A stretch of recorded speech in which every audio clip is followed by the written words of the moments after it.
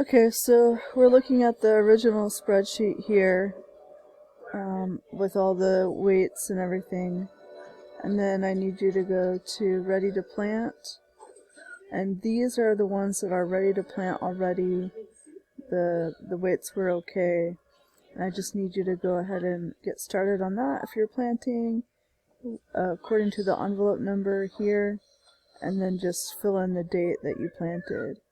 If you're working on the seed weights, go to the redos, and you'll see three kind of colors here. The top color, we're redoing the corn seeds only, and actually sometimes they might be sunflower, but so redo those. Sometimes a sunflower was put in instead of a corn, so you'll just want to, if it is, take out the corn or the sunflower, but the bean and the squash can stay. The variety that you're supposed to use is given here. In the next section, you'll need to redo all three seeds. So just dump whatever is in there. You guys can put that into a Ziploc bag.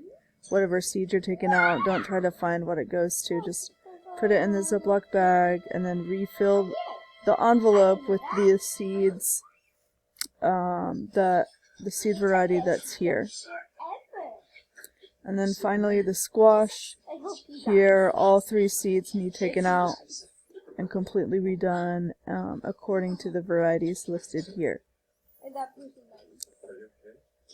And so these are just the cells. Put in the new weights here. I'll have this printed out.